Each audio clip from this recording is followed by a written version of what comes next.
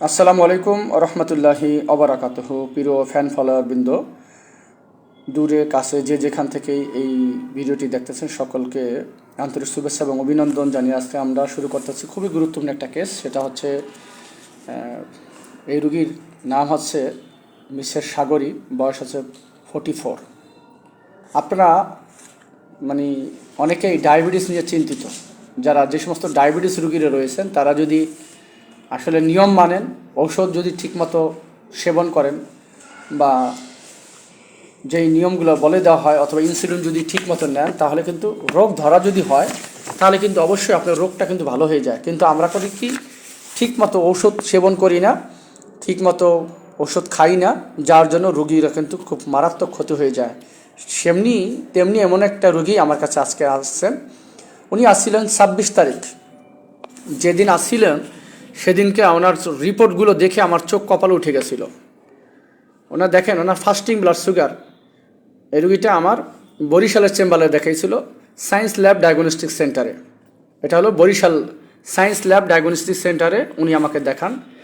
তো ওনার blood sugar দেখেন খালি প্যাডে, যেটা ফাস্টিং ব্লাড সুগার, এইটা 15.42, যেটা স্বাভাবিক থাকার কথা 4.1 থেকে 6.4 নিচে বা 6.4 পর্যন্ত বা বিলো দ্য 6। সেখানে ওনার 15.42, অনেক বেশি, অত্যাধিক। এবং ওনার আফটার 2 আওয়ার্স, খাওয়ার 2 ঘন্টা পরে সেটা 30.12। চিন্তা করছেন, যেটা স্বাভাবিক থাকার কথা 7.8। এইরকম থাকলে পেশেন্টগুলো খুব দ্রুত খারাপ হয়ে যায় এবং অনেক সময় মাল্টি অর্গান ফেইলিউর হয়ে যায়। ওনার অবস্থা খুব খারাপ হয়ে গেছিলো। এবং ওনার ডায়াবেটিসের লেভেল দেখেন, এটা শুধু যে একদিনের খাওয়ার কারণে হয়েছে এরকমটা না। আমরা লাস্ট 3 মাসের অ্যাভারেজটা আমরা করেছি, সেটা দেখাই। ইনফেকশনটা দেখেন কী পরিমাণ ইনফেকশন ছিল। ইএসআর নর্মাল থাকার কথা ছিল যা তার সাথে অত্যাধিক বেশি ছিল। নর্মাল থাকার কথা মাত্র 20, ওনার আছে 110, যা অত্যাধিক।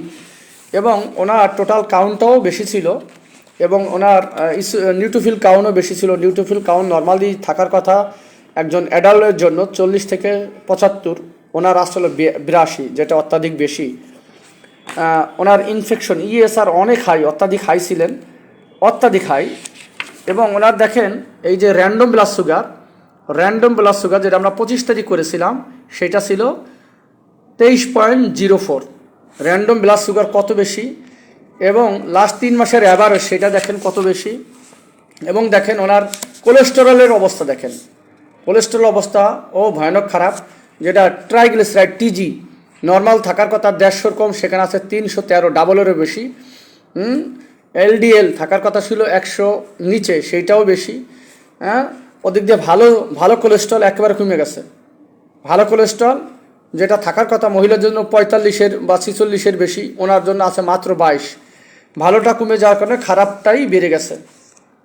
এবং লাস্ট 3 মাসের অ্যাভারেজটা দেখেন, ওনার লাস্ট 3 মাসের অ্যাভারেজ যেটা 6-এর নিচে থাকবে বা 6.5-এর নিচে থাকবে, সেইটা হয়ে গেছে 11.8। তো আজকে কয়দিন, 26 তারিখে উনি আমাকে প্রথম আমরা ওষুধ দিই ওনাকে। আজকে হচ্ছে মাত্র 6 তারিখ, তাহলে আজকে 10 দিনের দিন উনি আমার কাছে আসছেন।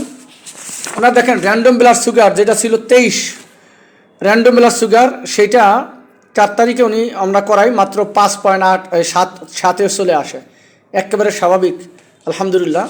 ওনার ফাস্টিং ব্লাড সুগার দেখেন 5.3, যেটাও আলহামদুলিল্লাহ স্বাভাবিক। এবং ওনার আফটার 2 আওয়ার্স যেটা ছিল 30.2, সেটা মাত্র 12.1।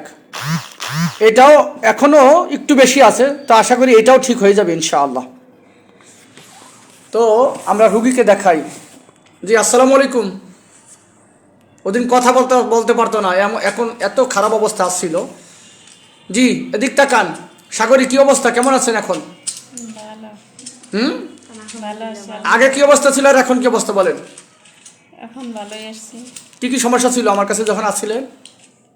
বমি হইতো না? বমি হতো, পেটে ব্যথা আসছিল। প্রচণ্ড পেটে ব্যথা ছিল, বমি হইতো, কিছু খাইয়ে রাখতে পারতেন না, তাই না? এখন কি ভালো লাগতেছে? এখন বমি হয় না। এখন ঠিকমতো খাওয়া দাওয়া করতে পারেন? হাঁটাচলা করতে পারেন? ওই সময় তো হাঁটাচলাও করতে পারেন নাই, ঠিকমতো কথাও বলতে পারতেন নাই। ওনার সাথে যে লোক আছে, আপা কি অবস্থা বলেন তো, আপনি কি হয়? আমার বড় যা। আপনি বড় যা। তো ওনার আগে অবস্থা কি ছিল আর এখন কি অবস্থা বলেন তো? আগে থেকে আলহামদুলিল্লাহ এখন অনেক ভালো আছে। অনেক ভালো? হ্যাঁ, অনেক ভালো তা আপনারা খুশি? হ্যাঁ, খুশি। তা রোগী আসলে যদি ঠিকভাবে ডায়াগনোসিস হয় তাহলে কিন্তু রোগ নির্মূল হয়, তাই না?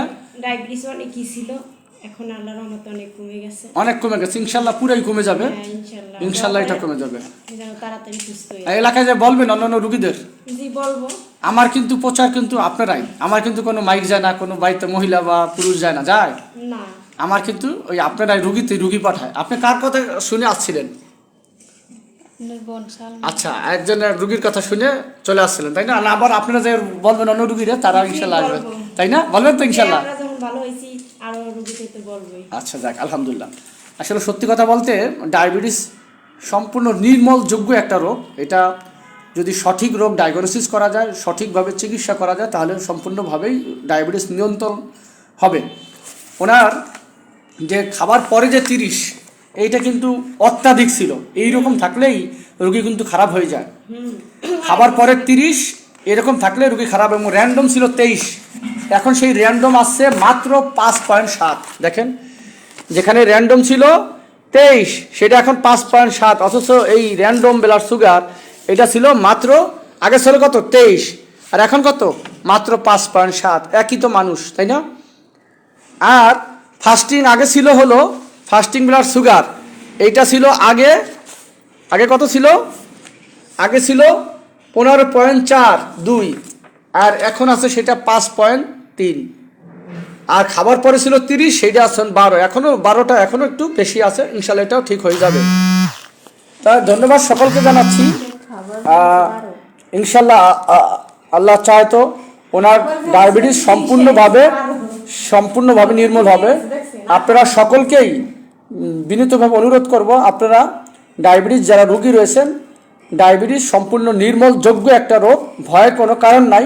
কিন্তু ডায়াবেটিস যদি নির্মূল না করতে পারেন, কন্ট্রোল নিয়ন্ত্রণ না রাখতে পারেন, তাহলে এই ডায়াবেটিসের কারণে অন্য ভাইটাল অর্গান, বিশেষ করে ব্রেন, চোখ, কিডনি, আমাদের হার্ট, লিভার, এই সমস্ত জিনিসগুলো কিন্তু ব্যাপারে অঙ্গহানি পর্যন্ত হয়ে যেতে পারে, পা কেটে ফেলতে হয়।